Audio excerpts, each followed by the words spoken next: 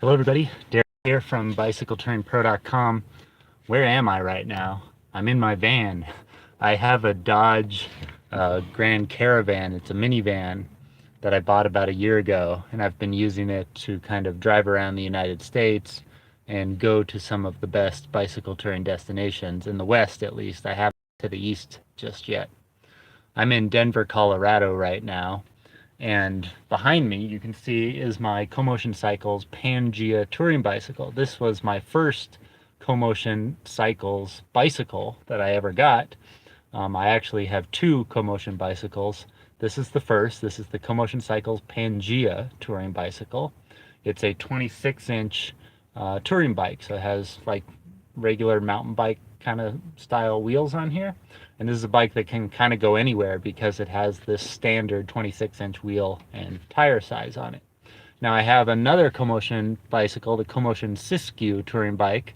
Hello everybody, signing in, I see you. I have another CoMotion bike. It's called the CoMotion Siskiyou touring bicycle, and it's not in the car with me right now. And the reason it's not is because I left that bike in Europe, actually. This summer I did a 3-month-long bike tour through Portugal, Spain, Poland, the Czech Republic, Austria, Slovakia, Hungary, and I think that's about it. But instead of flying that bike all the way back to the United States and then flying it back to Europe again, because I'm going back to Europe in December, I decided to just leave my CoMotion Siskiyou touring bicycle in Poland, and so I'm using my older CoMotion Pangea touring bicycle while I'm here in the United States for just a few months. And then when I fly back to Europe in December, I'll leave this bike here in the States and I'll use my CoMotion Siskiyou touring bicycle for my European bicycle touring adventures. I'll be back in Europe for about 6 months. So that's what's going on. Let me look at your guys' messages. I see you all tuning in. Thank you so much. Hello. I see Pups from Hanover, Germany. That's a great place. Esperluque or something from Belgium. Jose says, hey, welcome. What's up, Bicycle Touring Pro? I've missed your live streams. How are the sores on your ass after the poison oak? Yeah, so if you watched one of my recent videos, I had a really bad case of poison oak when I was in Oregon recently, and it's all healed. I'm fine now.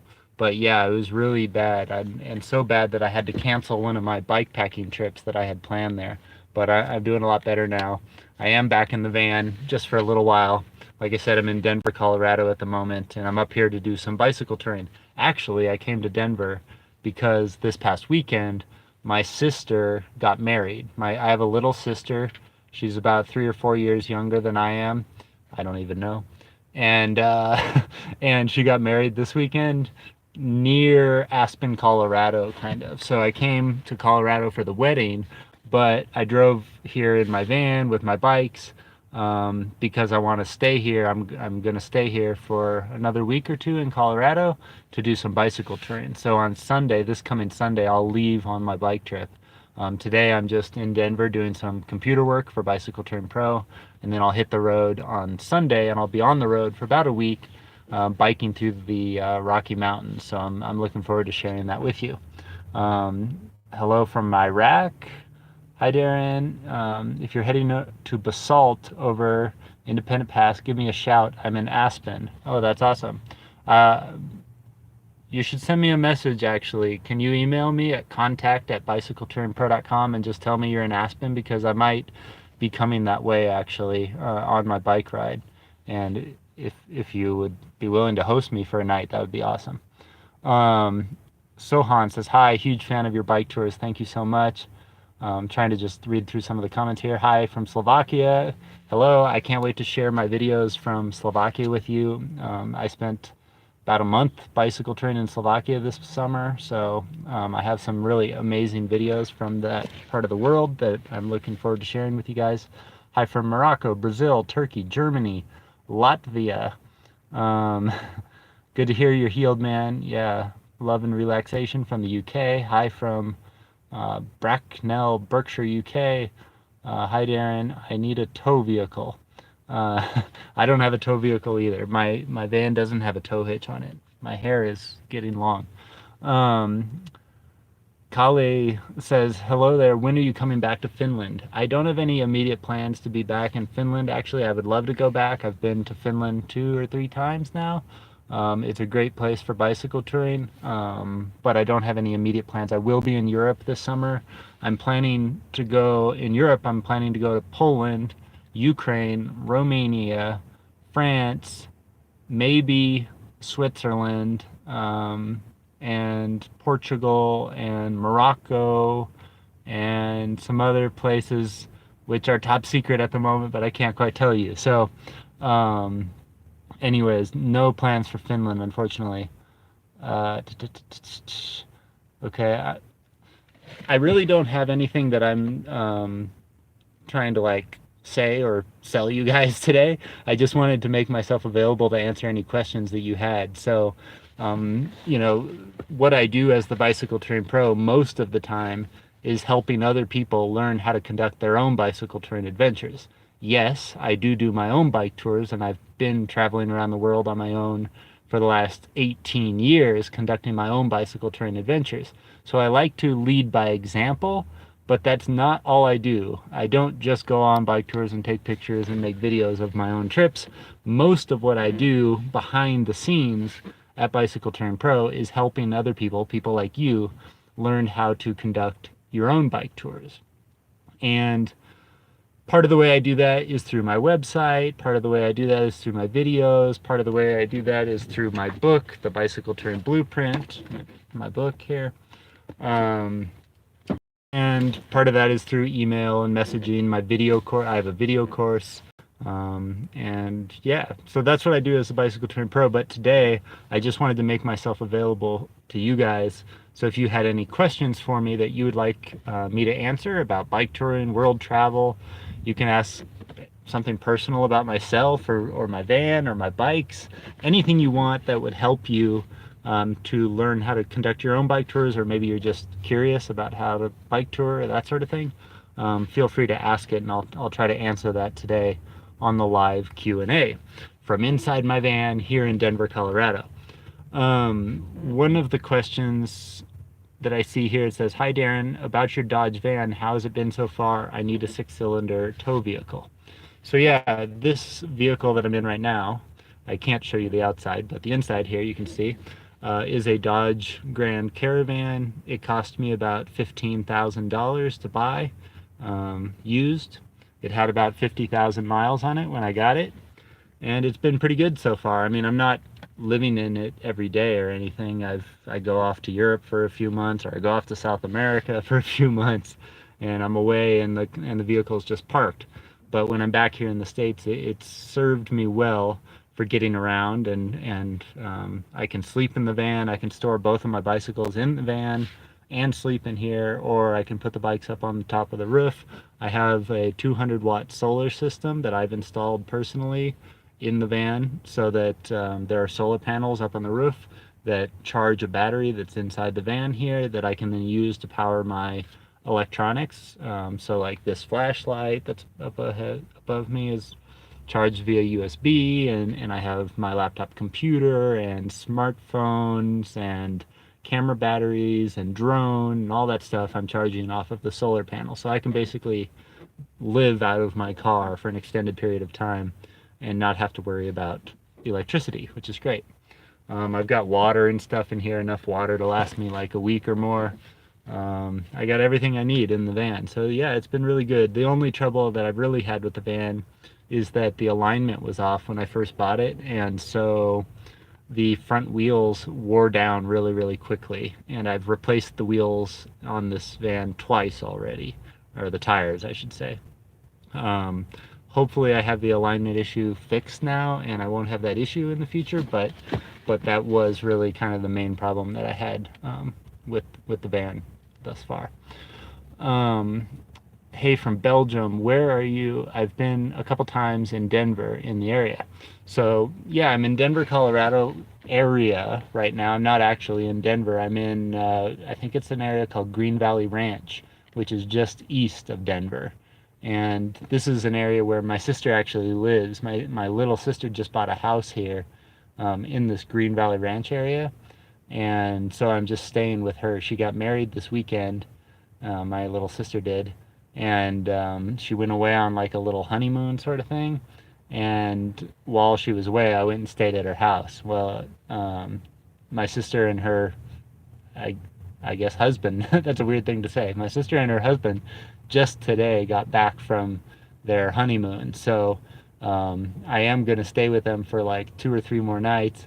But during the day, I've kicked myself out of their house so that I'm not kind of intruding on them too much. So I'm just kind of hanging out around Denver. I'm about to go into the library here and do some computer work, but that's where I am at the moment. Um, uh, Sorry, there's an airplane flying over. Hello from Dortmund, Germany. You should go to Germany. Yeah, well, I might actually be in Germany next year, 2019. On my way kind of back from Eastern Europe, I'm going to be going to France, and along the way, I may make a quick stop in Germany, somewhere in the Munich, Ingolstadt area. So, if you're in that area, get in touch with me. Hello, Darren. Nice to see you. Greetings from Madrid. Hey, Jerry Z in Georgia. Have you considered bike touring in India? Says Sohan. Sohan, I have considered bike touring everywhere in the world. Yeah, I would love to get to India. I haven't been there yet. It's one of the places I would really like to go. I think that's a trip I would like to do not alone, but with some friends so that I'm not just like inundated with people, because that's the one thing that I think concerns me most about bike touring in India is just the number of people that are there. But yeah, it's a place I'd like to go. Hello, Darren, watching you here in France. Bonjour. What's the scariest, almost shit your pants experience you had during your bike tour? There have been a few moments that were scary on my bike tours, but honestly, like the scariest thing that's ever happened to me was in 2003 when I was biking from North Carolina to Maine on the east coast of the United States of America. I had just crossed the border from North Carolina into Virginia, and I was cycling down a remote dirt farm road, basically. And I came around this corner, left-hand turn corner, and off to my left there was a big, large, yellow, what I thought was a dog. I thought it was a big yellow dog just sitting on the side of the road. I didn't think too much of it, but the animal, when it saw me, jumped up and started to run, and it was running parallel to my bicycle. And it was at that moment when I saw that this animal's tail was about 3 feet long that I realized this was not a dog, this was a mountain lion. And it was looking right at me and running right alongside my bike for only a split second, but long enough for me to see this is a mountain lion. And it darted off really, really quickly into the forest. It kind of went up this hill and was gone like in a second. But I went from being like totally relaxed to having my heart up in my throat within like half a second when I realized it was a mountain lion. And then for about 2 days following that incident, I was just scared of everything. Every little leaf that fell from a tree and hit the ground, I was startled and jumpy. Every little chipmunk that ran across the road had me freaking out. It was easily the scariest thing that's ever happened to me on any of my bike tours. That being said, I've had other things that happened that were scary. I think the scariest things is just when I've gotten sick, like with food poisoning, and you're in a foreign country, you're far from home, there's no one around to help you really, and you feel like you're gonna die from the inside out. That's honestly not fun, and probably one of the scariest parts about bike touring is just getting sick out on the road. You don't want that to happen, trust me. I've had it happen only a few times in 18 years. I think I've gotten food poisoning 3 times maybe in 18 years.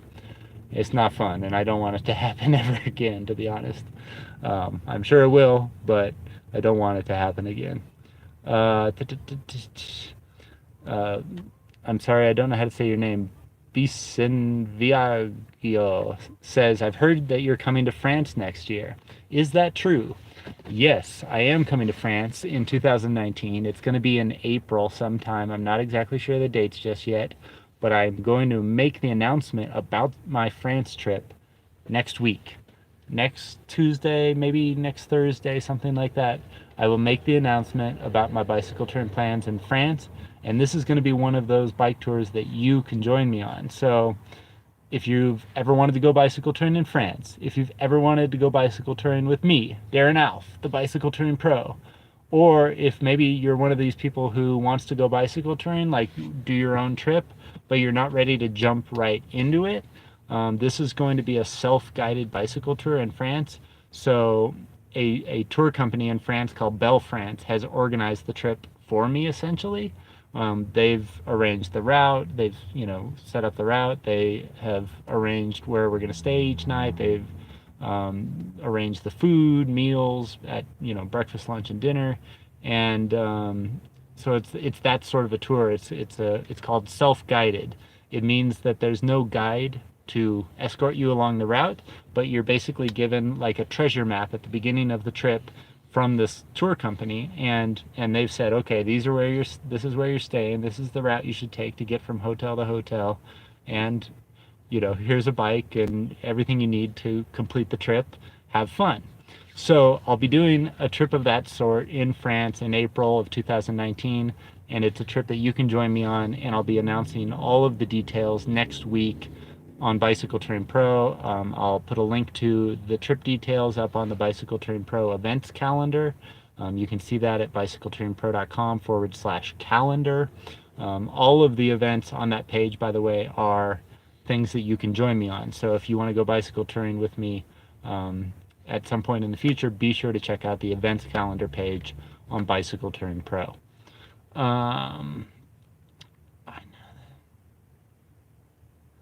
Attila says, I know that Berlin, Germany is way too big a city, but I ask if you thought about that to come here. So I've actually been to Berlin, Germany twice on my bicycle touring adventures, and I was there not too long ago, actually. I was there for Christmas, I think 2 years ago, and saw the Christmas markets and that sort of thing. And then after Christmas, I think it was the day after Christmas, I made my way into Poland and ended up spending New Year's and stuff in Poland. So I've actually been to Berlin a couple times, and I would love to come back. Maybe it's not the best place for bicycle touring, like you said, it's a big city, but it's worth seeing for sure. Keith Foster says, hello Darren, how do you have a limit on the amount of weight you carry?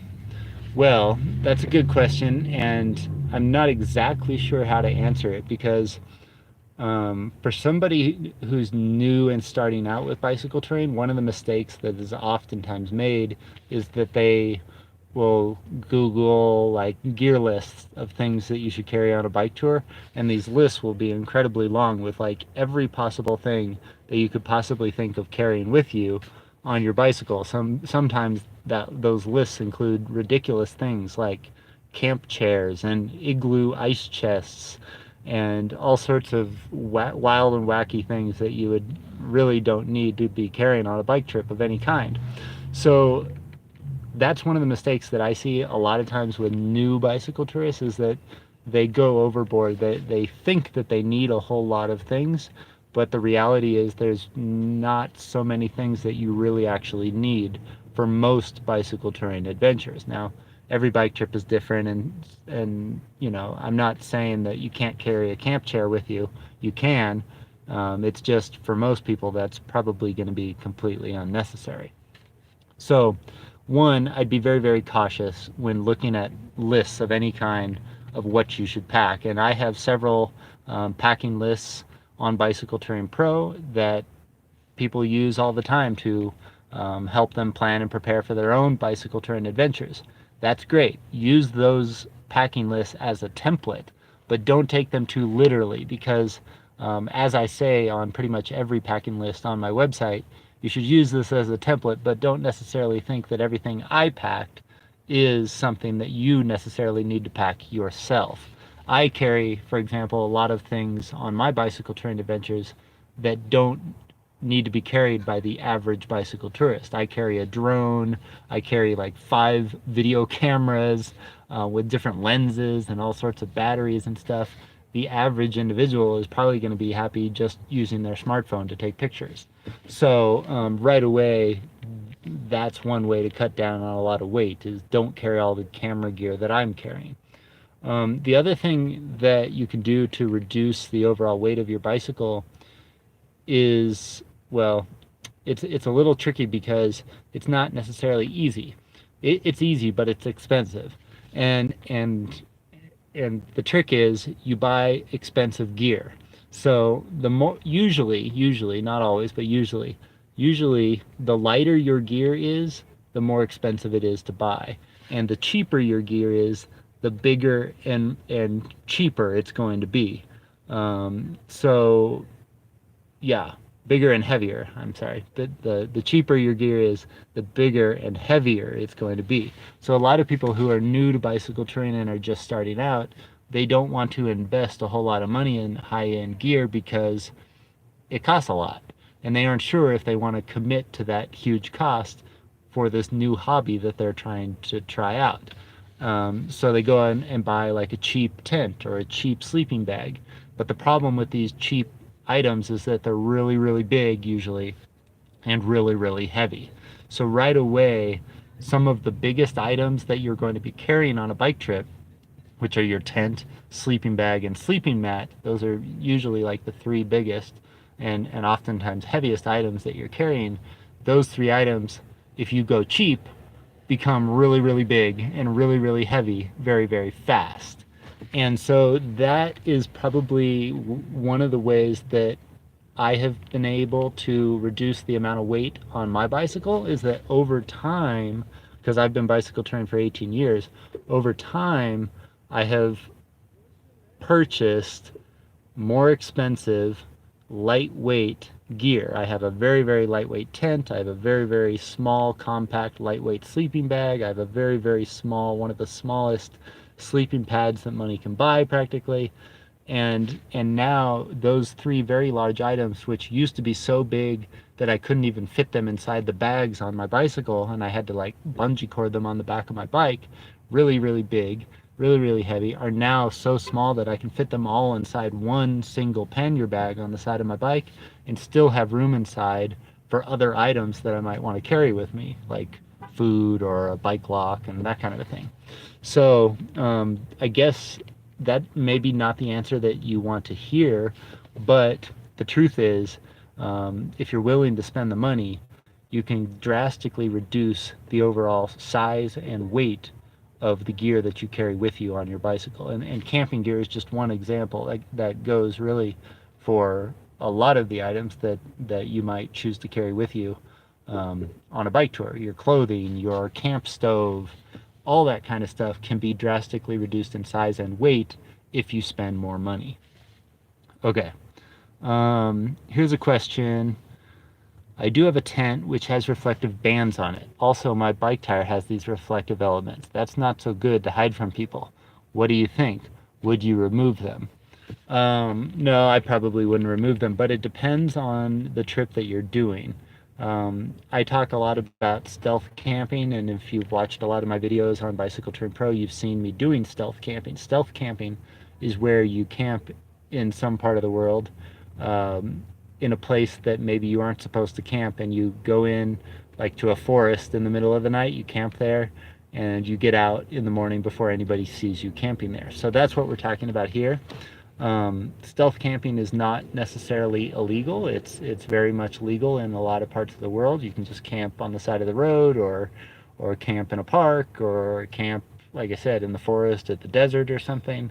And so I don't want you to think I'm talking about something completely illegal here, but it can be illegal depending on where you are in the world. So do your research first before stealth camping.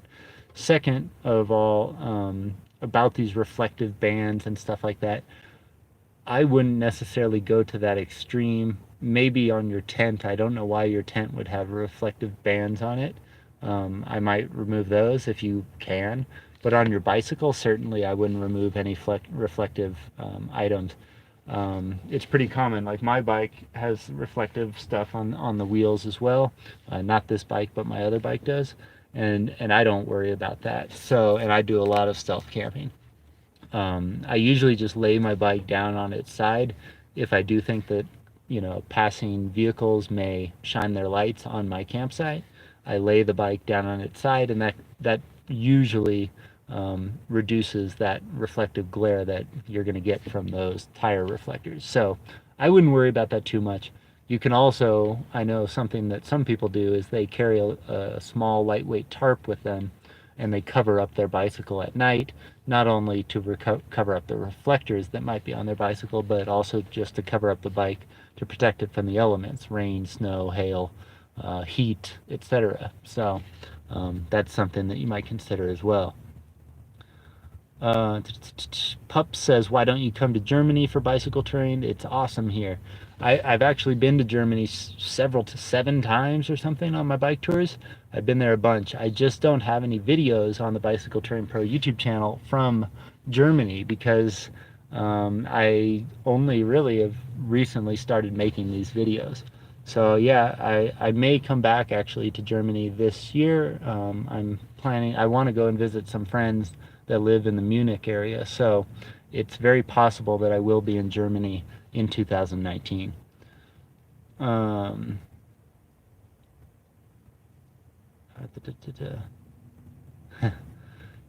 Yeah, I see another question about my old bike here, and they're wondering where my new bike is. I explained that at the beginning of the live broadcast, but I'll explain it again just briefly. This is my old Comotion Pangea touring bicycle. This is the bike that I bought in 2012 and rode across 50 different countries or so around the world. My first bike tour with this bike was in Iceland, and that is essentially when I began videotaping my bike tours. So if you want to go back and see my very first bike tour with this bike, it used to be painted white, but now it's painted black. I had it repainted. Go back to the Bicycle Touring Pro YouTube channel, just type in Bicycle Touring Pro Iceland, and you'll see my video there. I did that trip with my old college roommate. His name is Brandon, and it was his first bike tour ever. And he hasn't talked to me since the bike tour, but so there's a little story there. Go watch the video and maybe you'll find out why. But yeah, that's my old bike. My new bike, my Comotion Siskiyou touring bicycle, I left it in Europe because I'm only coming back, I'm only here in the United States for a very short amount of time. So I bought a round trip ticket from Poland to Los Angeles, and then I'm going to be flying from Los Angeles back to Poland in December, at the beginning of December. So I just left my bike, my new bike, in Poland, and I'm going to be using my old bike, my Comotion Pangea, for the next couple months here in the United States. And then when I fly back to Poland in, oh, there's a car parking right next to me. When I fly back to Poland in December, then I'll just use the bike that I left there. So that's what's happening. I have 2 bikes, and I just kind of, now this is my American bike, and my Comotion Siskiyou is the European bike. Today's achievement cleaned out. I'm just reading through some of your comments here. By the way, your hair looks good. Thanks. It's kind of messy at the moment. I keep trying to push it up. Yeah, Hassan says, would love to join you for a portion of your tour in Morocco if possible. I'm still kind of working out the details for that, but yeah, if I once I get that all sorted, I'll let you know. Hi from Scotland. You'd love it here. Yeah, Scotland's one of the places I really want to go bike touring. There's the Beard Brothers. Wahoo, Darren.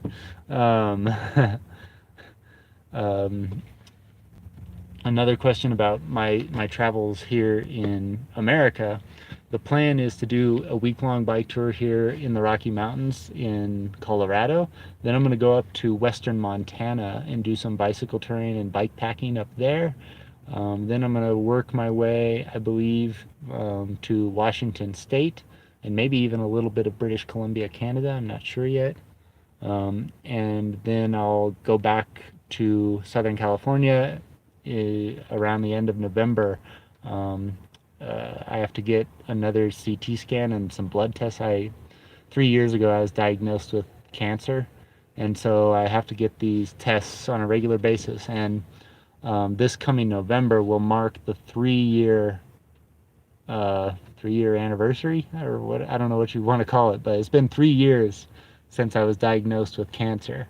So I'm getting out of the danger zone. My doctors basically said that the first 3 years is the most dangerous time, when it's most likely that the cancer will return. So as long as I pass my CT scan and blood test this coming November, I should be pretty good moving forward.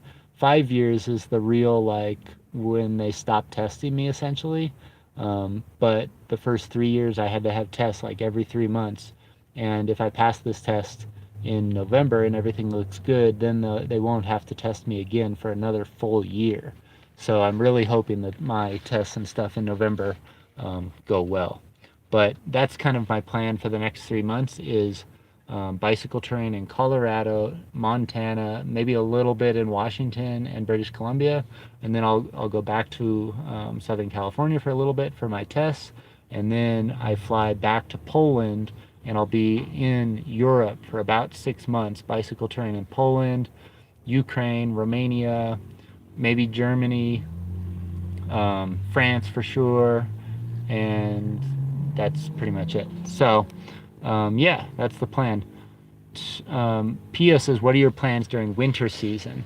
So the plan is to go back to Poland in December, and I'm going to work in Poland for about 1 month, just doing some computer work for Bicycle Touring Pro, editing new videos and that kind of a thing. And then I'll begin bicycle touring across.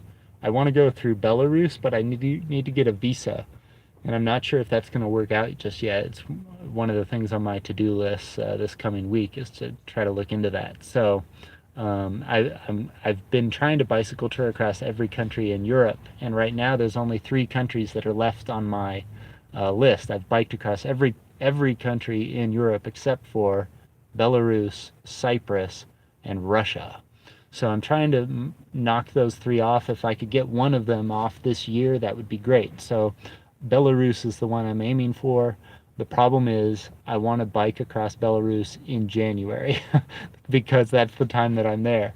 It's probably the worst time of year to bike across the country because it's going to be cold and snowy. But I'm just gonna, like, stay in hotels every night. That's the plan, at least. So I don't think it should be so bad, and it's a relatively small country to where I can bike across the whole thing in about 10 days or so. So 10 days of biking in cold weather, stay in a hotel each night, get warm, and then bike again the following day to another hotel and continue on that way across the country. Problem is I need to get that visa, and whether they'll give me a visa for biking across Belarus in January, I don't know yet. I'm reading some of your comments. Doug says, hey Darren, took my son and daughter on the Norway tour after watching that mesmerizing video you took with Sophie. Was an absolutely amazing experience. Thank you. Doug, thank you so much for telling me about that, because you're actually the second person this week who has told me that they participated in that exact same bike tour in northern Norway with their son or daughter. Another gentleman that I met just recently here in Colorado did that same trip with his son. So that's really awesome that you watched my videos from Norway with Sophie, and the company there is called Active Norway, or Discover Norway. And it's really an amazing bike tour, one of my favorites that I've ever done. I would love to go back and do some more bike touring there in the future. I'm glad you had a great experience.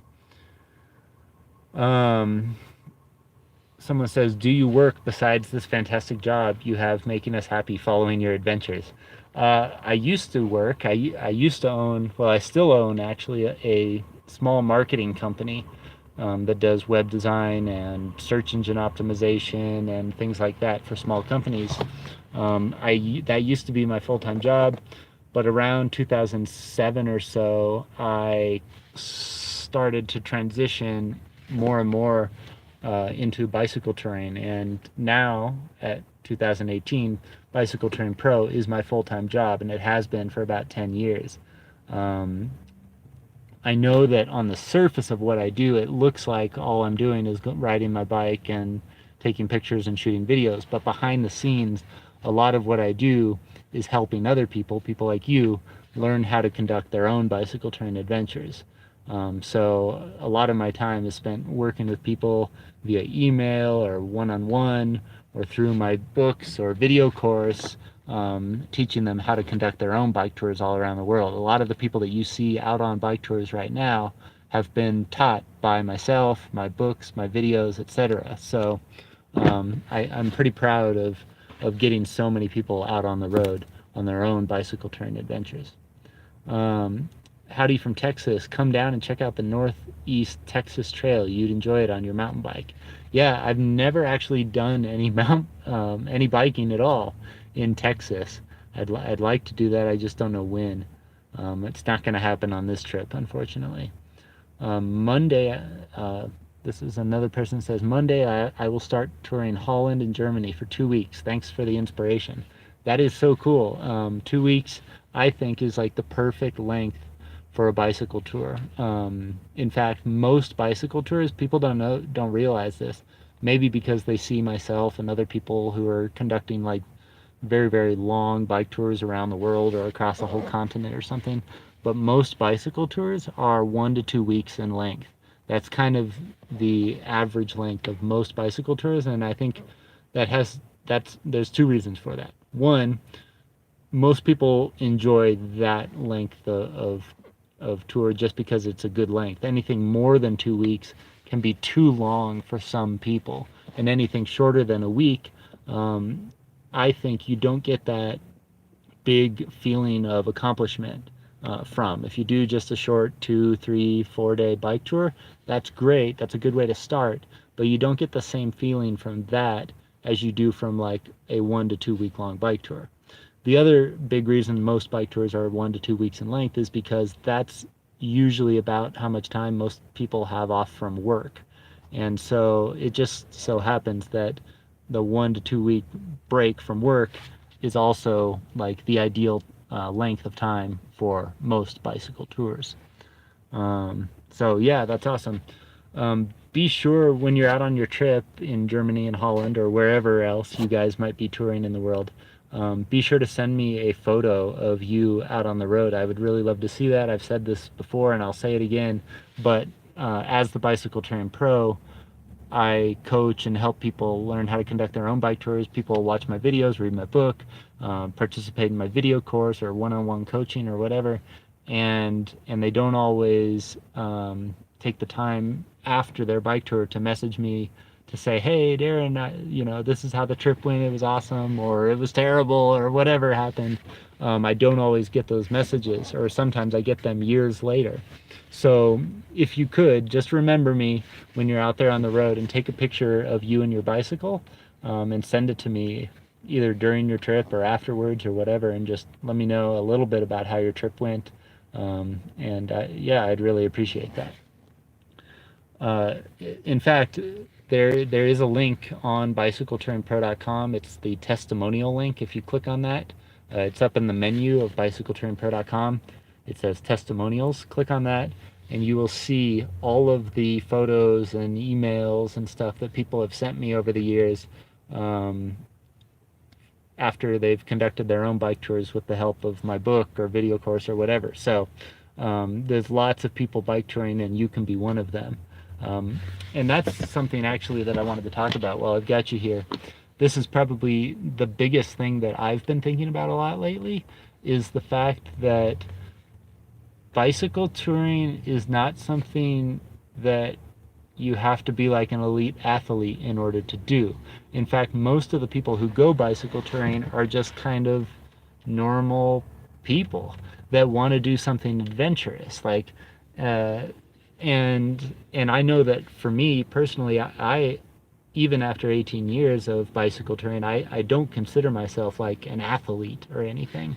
I just kind of consider myself a person who's ridden my bike a lot. And I do realize I've probably ridden my bike more than most people anywhere in the world, but I still don't consider myself some kind of like elite athlete or anything. And that's what I actually enjoy about bicycle touring, is the fact that I don't have to have that persona that I carry around with me. I don't have to dress a certain way. I don't have to join a club. This is something that I can do on my own or with other people. I get to choose who I go bicycle touring with. If I want to go bike touring by myself, I can. If I want to go bike touring with my friends, I can. If I want to join up with some strangers, I can. This is what I like about bicycle touring. And the fact that I can travel as fast or as slow as I want to. If I, if I'm not feeling well on a certain day, I can stop and rest and do nothing, or I can go really slow. I could ride just 10 miles, 20 kilometers or something, and call it a day. There kind of are no rules with bicycle touring. And that's one of the things that I enjoy most about it, is that you can do it in so many ways and you can adapt it to yourself. You do not have to be an elite cyclist or athlete or whatever to participate in a tour. And I think that's one of the best things about it. And I think that's one of the things that draws people to bicycle touring.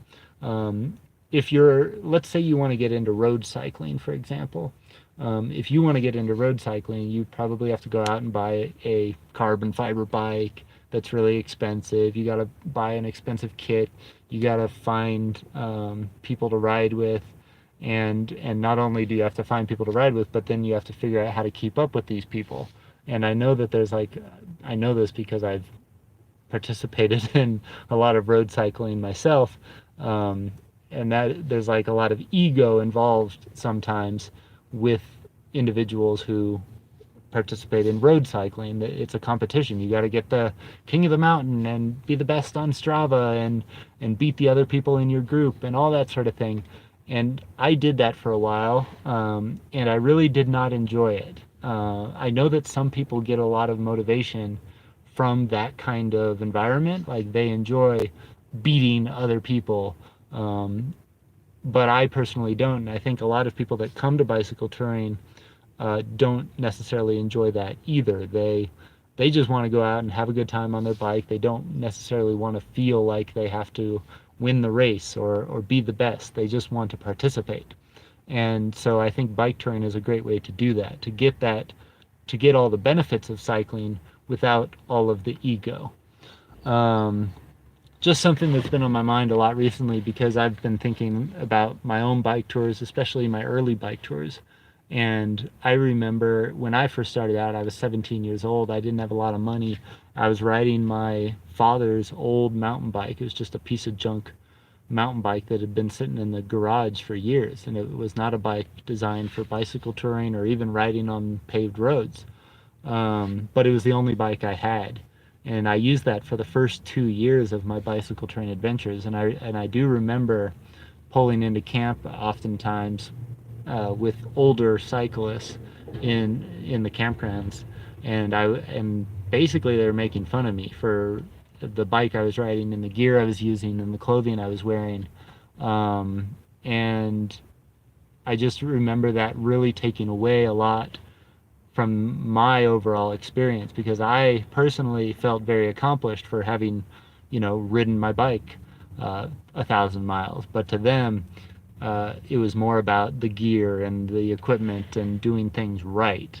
And I don't think that bicycle touring is necessarily something that is done in just one way. I don't think there is a right way to do it. Now, there are some rules maybe that, or some guidelines that you can use to improve your overall cycling experience, but that's something that I talk about in the very first chapter of my book, The Bicycle Touring Blueprint, is the fact that there are no rules with bicycle touring, and that even though there are maybe some guidelines, even those guidelines can and probably should be broken. So, yeah, I think that's one of the best things about bicycle touring, is the fact that you don't have to be an elite athlete. You can be whoever you want to be. You can do bicycle touring however you want to do it. And yeah, you should just make your bike tour the way that you want to make it. So I hope that you know, if you're watching, if you're someone who's maybe considering doing a bike tour of any length, just know that like you can get started with wherever you are right now, like, and with whatever bike and gear and stuff that you have right now. You don't necessarily need to go out and buy all this top end stuff right away. Start out with what you got, borrow some equipment. That's what I did on my first bike tours, is like I borrowed my dad's bike. I borrowed a set of pannier bags and racks from my uncle who just happened to have some. I bought some very, very cheap, you know, fenders and things like that. And so my first bike tour cost me less than $300. Um, and that was a month-long bike trip, by the way. $300, month-long trip. So, anyways, just saying, bike touring is a great thing to get into if you consider yourself, like I do, to be just kind of an average person who wants to do something adventurous. Okay, I still am reading some of your questions here. I see a question that says, "Hi, I'm from India. Temperatures soar high. Any tips to not get exhausted? Also, I suffer a slip disc." Well, as far as the slip disc is concerned, I'm not exactly sure what to. I'm not a doctor, so you probably have to talk to someone there. But as far as cycling in the heat is concerned, there are a couple of things. The first of which is just drinking lots of water and dumping lots of water on your head. That helps a lot. I cycled across the Amazon rainforest just not too long ago. It was 100 degrees with 100% humidity and pretty dang miserable, to be honest, for bicycle touring. But I got through it by drinking lots of water, carrying tons of water with me each and every day, always knowing where my next water stop was going to be, and taking advantage of any water that I happened to find along the way. There were some times when I would cross a river or a stream, and I would get off my bike and jump into the river or the stream really quick, or splash the water up over my head, completely soaking my entire body, and then I'd jump back on my bike and continue riding. So that was a great way to kind of cool down in those sorts of temperatures. The other thing that I can tell you about cycling in very, very warm conditions, one strategy to get through that is to cycle at night. Now, this isn't something that you want to do if you're a beginner, and it's probably not something you want to do if you're scared of the dark, but it is something that bicycle tourists do to beat the heat on a lot of their bike tours. Is if it's really, really hot during the day, and temperatures tend to get cooler at night, you can start riding just as it's getting dark and ride all through the evening, and then sleep during the day when the temperatures are at their peak. Once again, I wouldn't suggest doing this in certain parts of the world. You got to be careful where you are. I wouldn't do this if you're afraid of, you know, anything that goes bump in the night. You want to definitely have some bright lights that aren't going to die during the middle of your ride, front and rear.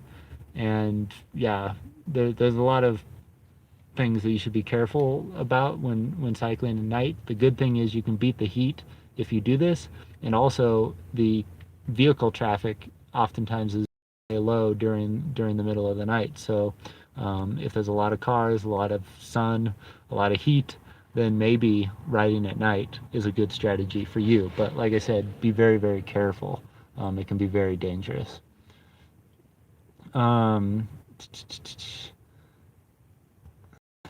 Just reading through some of your questions here.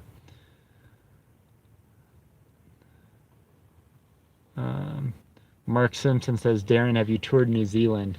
No, I haven't been to New Zealand, but there's a very, very high chance, and I don't want to reveal too much, but there's a very, very good chance that I'll be going to New Zealand in 2019. And I'm trying to get some people to join me on that New Zealand trip. So maybe you'll be one of those people. But yeah, I am planning to go to New Zealand. I'm going to drink some water here.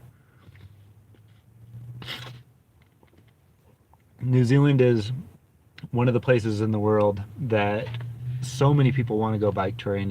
It's kind of marketed as the bicycle touring mecca of sorts, and it's a place I haven't been to yet. I haven't been to New Zealand or Australia, but yeah, I'm hoping to get to New Zealand this year, 2019, if possible. Um,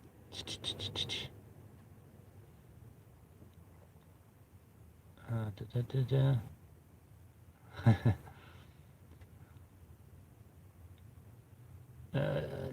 I'm reading through all your comments.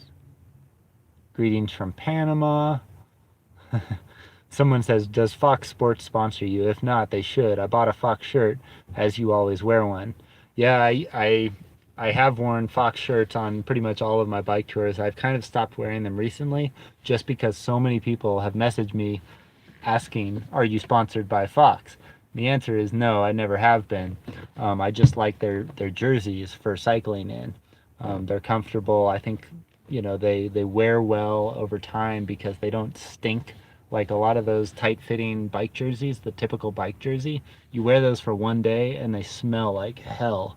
Whereas these Fox Racing jerseys are much looser and you can wear them for 2 weeks straight and they don't stink. So that's why I wore those jerseys, but I've kind of stopped wearing them simply because I'm not sponsored by Fox. And I get so many questions or people saying that I am sponsored by them that I've decided to stop wearing the shirts. Maybe until, if you work at Fox and you want to sponsor Bicycle Touring Pro, I would love to wear your jerseys and other gear, but yeah, I've stopped wearing it just because of this question. Luna says you should ride Ragbri sometime. Nothing like coasting into a small town in Iowa with 20,000 other bikers. Yeah, I've actually never done a big bike tour like that, but I am planning a bike tour of that sorts in Virginia this year, 2019. It's going to be in September, I believe. September, something like that. Oh, June maybe actually. Yeah, I think it's in June. But I'll post the details on all that soon. I am kind of in this weird stage right now where I have like my whole schedule for 2019 kind of planned out, but all of the details are not sorted yet. So I generally know where I'm going to be going for the next year, but I don't have all the details. And once I do have all those details sorted, I will post my full travel schedule on Bicycle Touring Pro and all of the bike tours that you will be able to join me on, because there will be quite a few. I will post those on the Bicycle Touring Pro event calendar page. You can find that page at bicycletouringpro.com/calendar. Steven says, is bike touring a good way to pick up a girlfriend? Very good question. The short answer is absolutely not. I don't think it is. That being said, I mean, in my experience, I don't think it is. And the reason why is because with bike touring, you're constantly moving to a new location all the time.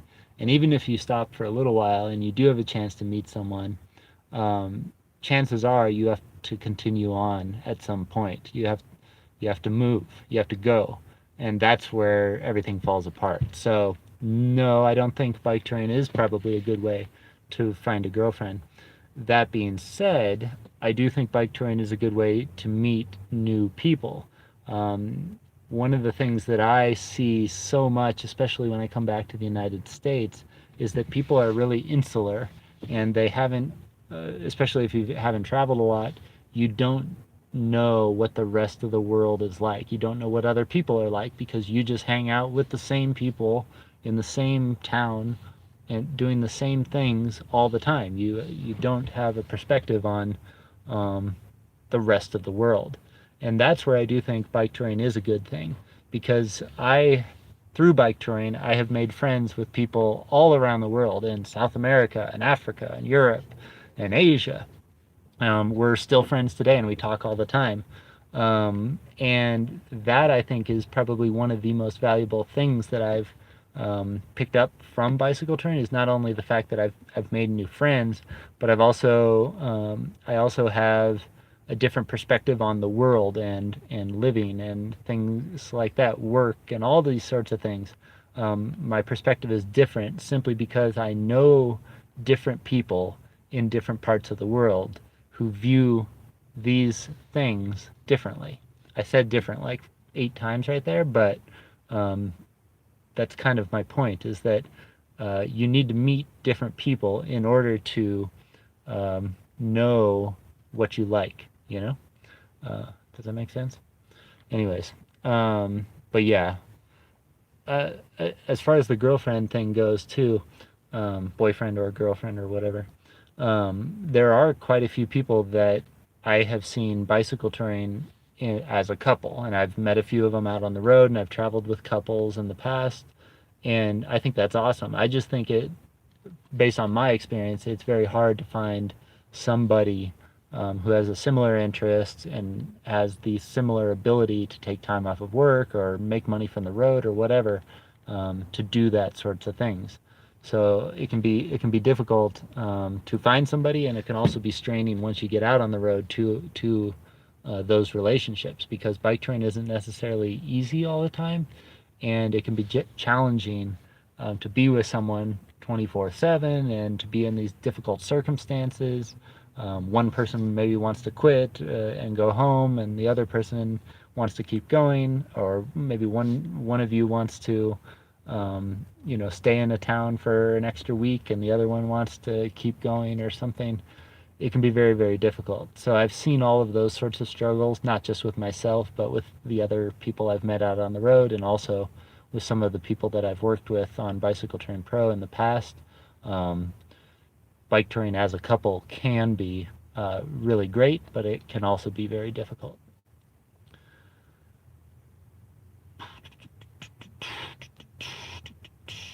Uh, Timothy says, chicks dig bicycles. Okay. I haven't had that experience, to be honest. But anyways, there's a question. He says, Ed in Ventura, California here. Hey, Ed.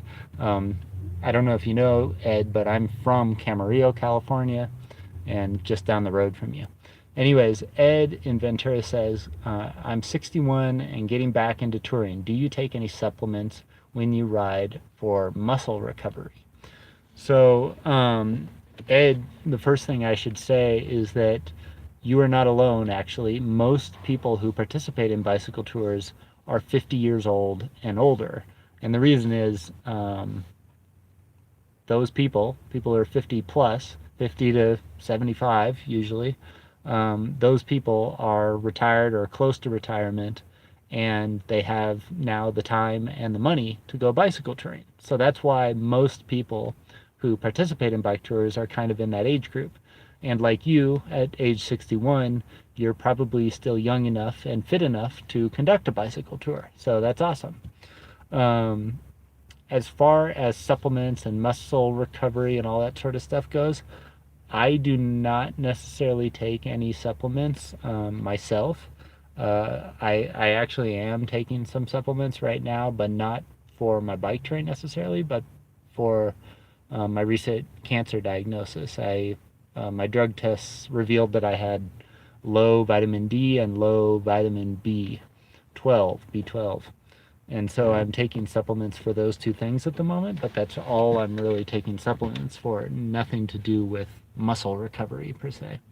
Um, I would, if I was you, and I recommend this really to anyone who's 50 plus, is to probably talk to your doctor first. I am not a doctor, and I don't necessarily recommend listening to me when it comes to things like supplements.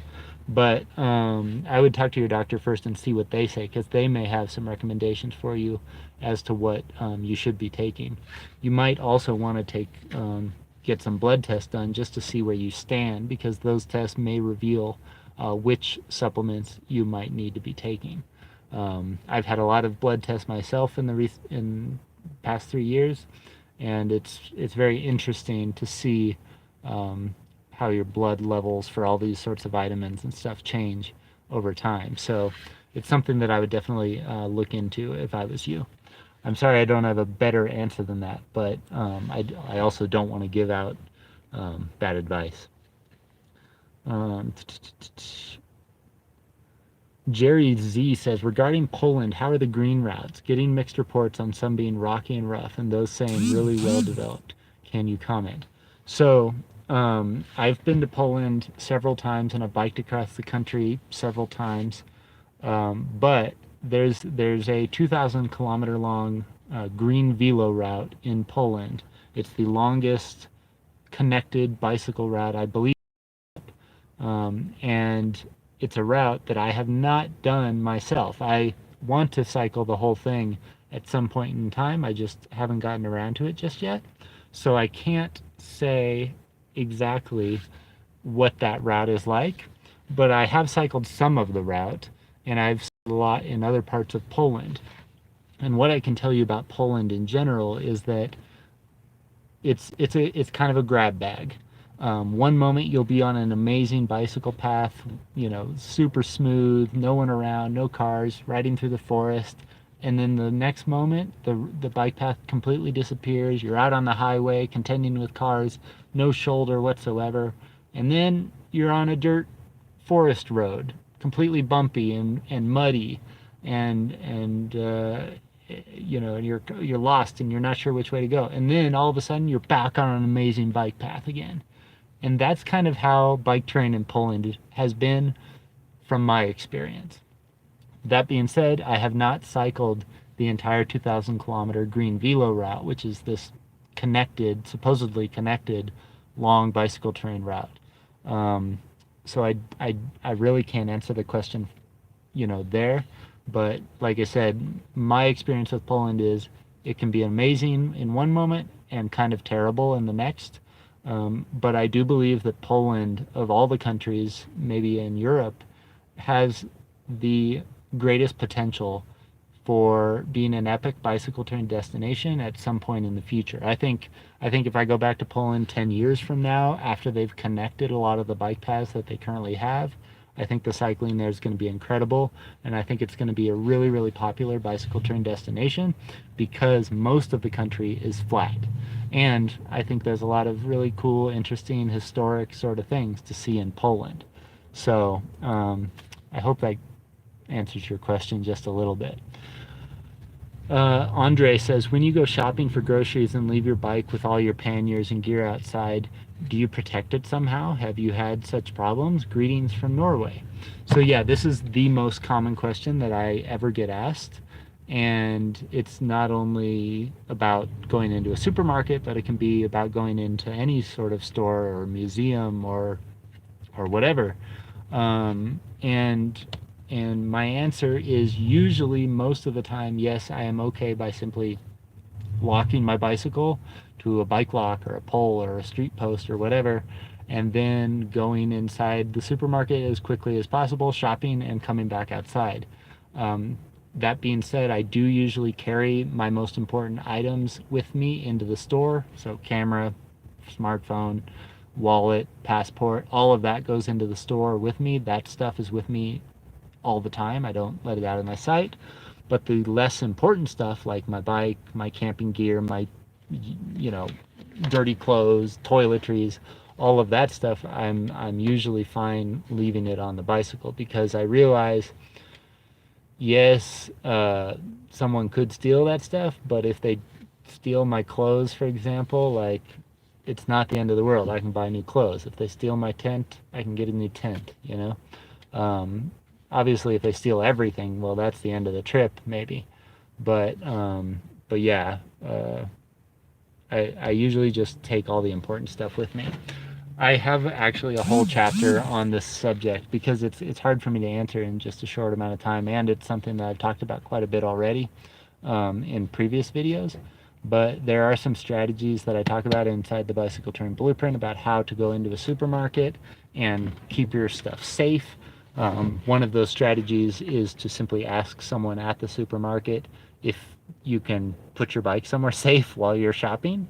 You don't want to do this every time you go into a supermarket, because that would be annoying if like every bike tourist ever going into a supermarket was like asking the manager if they could bring their bike inside. But on certain occasions, I think it's a good approach to take, is to just simply ask if you can park your bike somewhere safe on the property while you shop. And I have some other strategies as well that I talk about inside the book. But yeah.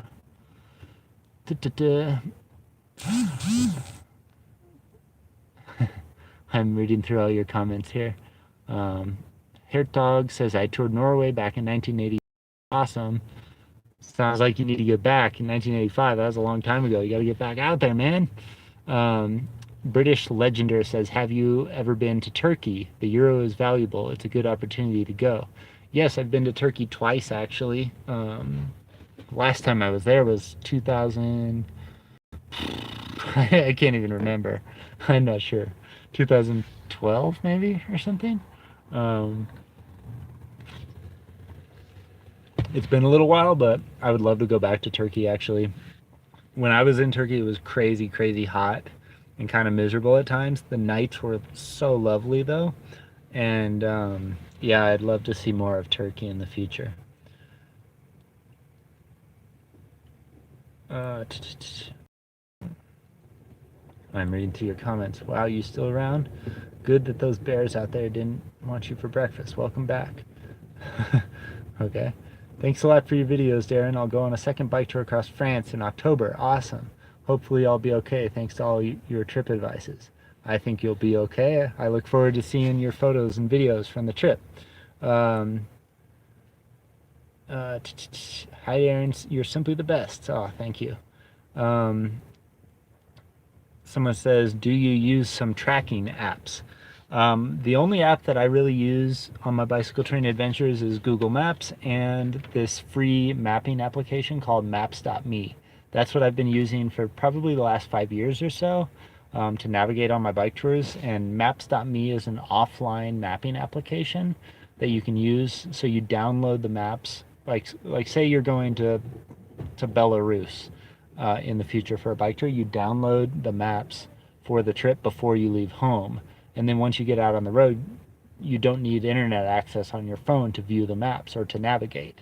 Your phone just uses the built-in GPS and this offline mapping application, and you can figure out where you are and which way you need to go and all that stuff without access to the internet. That's the most important thing.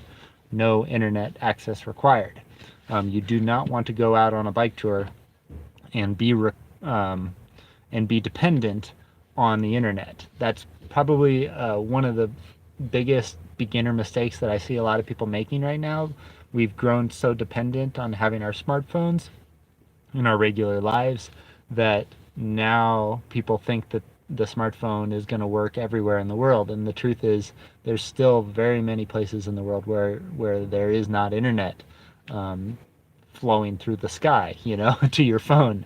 So you want to have an offline mapping application, and maybe in some instances you also want to have some paper maps with you, so that you can use those paper maps. Don't have access to the internet or your phone at all.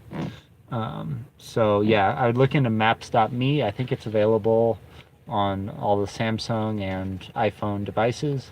And I talk about how to use that app a lot more inside my video course. I've got probably about 6 hours worth of material on how to use maps.me and other free online resources like Google Maps and Google My Maps to create safe and enjoyable bicycle touring routes all around the world. And if you want to get that information, if you want to watch those videos, all you got to do is go to bicycletouringpro.com/video. Once again, bicycletouringpro.com/video. Sign up for the Bicycle Touring Pro video course there, and you'll get access to all those videos about how to map out and plan safe and enjoyable bicycle touring routes using free applications like Maps.me and Google Maps, etc. Just a few more questions, guys, and then I gotta go. It's been over an hour now, and I got some work I gotta do today, so I'm just gonna pick a few more questions. Can you go touring on a hybrid bike that costs $775? Yes, you can. This is a very common question, and I will answer it because I hope it helps other people as well. You do not necessarily need a touring specific bicycle like this one in order to conduct a bicycle tour. That being said, every bike tour is different, and the type of bike that you ride depends on the type of bike tour that you want to do. So if you have a cheap hybrid bicycle already, that's great, and that will probably work well if you're planning a short, and by short I mean less than 2 weeks, a short, lightweight bicycle tour on mostly paved roads, right? So you probably aren't going to want to ride that hybrid on bumpy dirt roads like in South America or something. If you're going across Europe for a week or two on a hybrid bike, then that's probably going to work great. So, yeah, you don't necessarily need to go out and buy an expensive touring bike to get started with bicycle touring. You could use a cheap hybrid that has like maybe just one rear rack on it, like this one. See, it has a rack on the back. That's all you really need to get started with bicycle touring.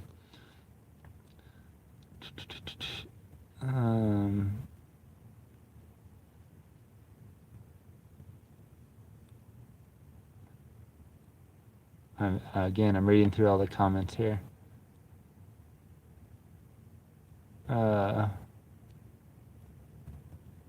Someone said, British Legender says, is it a good idea making camp backside of my house? There are garden, lol. I'm not exactly sure what your question is, but I do think one of the things that I suggest to beginners when they are starting with bike touring is that if you've never camped before and you're planning to camp on your bicycle tour, one of the best things that you can do is start camping at your home. So buy a sleeping pad, the same sleeping pad that you're going to use on your bike trip, and start out by sleeping on that sleeping pad in your house, just on the ground, right? So do that for a few nights. Once you're comfortable with that, then move out into your garden or into the yard behind your house if you have a yard, and start camping there. So set up your tent, blow up your sleeping mat, get a sleeping bag and sleep outside behind your house. This is a good way to see what it's like to camp outside. A lot of people who start bicycle touring have never actually slept outdoors. To me, I've been bicycle touring around the world for 18 years, and I've probably spent half of that time sleeping outside. So it seems crazy to me that there are people in the world who have never slept outside. But I do realize that a lot of people have never slept outside. And so a great way to do that is to start where you are, start close to home, because you don't want to jump straight from having never been outdoors before to sleeping out in the middle of the forest and thinking about bears or something like that. You don't want that to be your first experience in the wilderness. You practice close to home. That way, if you do get scared, you can go inside and try again the following day. Or if your back hurts or something and you've determined that your sleeping pad is too thin, you can go and buy a new sleeping pad and adjust, right? Before you're actually out on the trip and miserable. You don't get out on a big bike trip, discover that your sleeping pad is terrible, and have no other option but to either quit or, go home and get a new sleeping pad. So practice while you're close to home. And one of the best ways to do that is to sleep in your own yard or garden. Ivan says at the end of the month, I'm going to Romania, Transfiguration Highway, Moldova, etc. That's awesome. I'm jealous and I want to go with you because Romania is one of my favorite places in the world, and I'm hoping to go back to Romania in 2019 for more bicycle touring adventures of my own, but I'm jealous that you're going to get there before me. It's a great part of the world. I love it.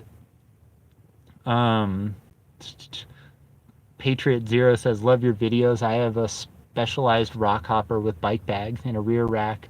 Love to ride in Central Arizona. Yeah, that's the sort of bike actually that a lot of people get started with when they're starting with bike packing or even bicycle touring in sort of off-road environments, is a bike very similar to the Specialized rock hopper. That's kind of the bike that I had when I first started bike touring. Gary says, what's the deal with the new bike packing bags? They seem impractical to me. What do you think? So it's hard for me to explain because I don't have a picture to show you or anything right now, but this bicycle here is more of a traditional bicycle, touring bike, more of a traditional touring bike. There's a rack on the front of the bike, there's a rack on the back of the bike, and this bike is designed to carry two sets of panniers. Pannier bags are like backpack-sized bags that go on the front and rear racks of a bicycle. So this bicycle can carry 4 of these small backpack-sized bags. And inside those bags, you put all your camping gear, clothing, toiletries, etc. So this is a traditional touring bike setup. I also have another bicycle. It's up on the roof actually at the moment. It is a bike packing bicycle, and this bike packing bicycle looks more. It looks like a mountain bike, but the bags that are used on this bicycle are designed not like this bicycle. This bike has racks. My other bike, my bike packing bike, has no racks on it at all. So it just looks like a regular mountain bike, and all of the bags, instead of being carried on these racks, are carried in small frame bags that are attached to the bicycle. There's a bag that goes inside the middle of the frame here. There's another bag that goes on the handlebars. There's another bag that goes on the seat post. And the reason these bike packing bags are used instead of the bigger pannier bags is because bike packing is more of an off-road endeavor, and because it's off-road, there's more bumps involved with riding. So this setup is more for road touring, and because you're on a road, there are less bumps. You wouldn't want to use this sort of setup usually on an off-road bicycle touring adventure because these pannier bags bounce around a lot as you're riding. Also, the pannier bags stick out to the side, which makes your bike pretty darn wide. And if you're doing an off-road bike packing adventure, you might be riding on a narrow single track trail. So if you have a wide bicycle like this one, those bags are going to be constantly running into bushes and rocks and whatever you happen to be going through. So you want a narrow profile when you're doing an off-road bike packing adventure. This is why bike packing bicycles have these frame packs and why their gear is usually carried higher up on them. It's because those bags don't shake around a lot when you're riding. So if you're riding off-road or whatever, because they're attached to the frame of your bike, they don't move around a whole lot. And second of all, the gear is up higher, allowing you to get through that stuff that you might be riding through on a narrow single track trail, or if you're going through a big puddle, for example, you can ride straight through that on a bike packing bicycle with no problems. Whereas with this bike, your gear is much lower on the bike, and it makes going through those obstacles a whole lot harder. I could talk just about this subject probably for about 30 minutes, but that gives you a very, very brief overview. I did a whole video not too long ago about bike packing. If you go to bicycletouringpro.com/bike packing, you'll see that video as well as a whole bunch of other information. But you should know that bike packing is a form of bicycle touring. Bicycle touring is this big umbrella term to describe traveling on a bicycle, and bike packing is just a small part of the overall bicycle touring activity. So bike packing usually describes this off-road sort of style of bike travel, and it also generally describes this method of packing where you pack your things in frame packs and seat packs and handlebar bags instead of the traditional bicycle panniers or the trailer that some people use to carry their gear on their bike touring adventures. Like I said, that's just a very, very brief kind of overview of the differences between these two setups, but I could talk about this a whole lot more, and I actually have talked about it a lot in the past. So make sure you go to bicycletouringpro.com, click on the bike packing link. It's right there on the homepage actually, but it's also on bicycletouringpro.com/bike packing. I highly encourage you to check that out. Okay guys, there are lots of comments still coming in. I'm sorry I wasn't able to get to them all, but I have to go. I have so much to do today. I just want to thank you for watching, and I look forward to sharing my future adventures with you. I have all of the videos coming out soon from my recent bike tour in Portugal and Spain, so those will be hitting the Bicycle Touring Pro YouTube channel very soon. And I will be making the big announcement about my bike tour in France next week, so stay tuned for that. If you are interested in going bike touring in France and joining me on a future bike tour. Stay tuned for my announcement next week here on the Bicycle Touring Pro YouTube channel and on my website at bicycletouringpro.com. All right, guys, that's it. Thank you so much for tuning in. Hope you have a great day. I am going to get out of the van now, go inside the library, and do some computer work for Bicycle Touring Pro. That's it. All right. Adios. Make sure you guys stay tuned to the Bicycle Touring Pro Instagram channel too, because I'm posting photos and videos on a near daily basis there.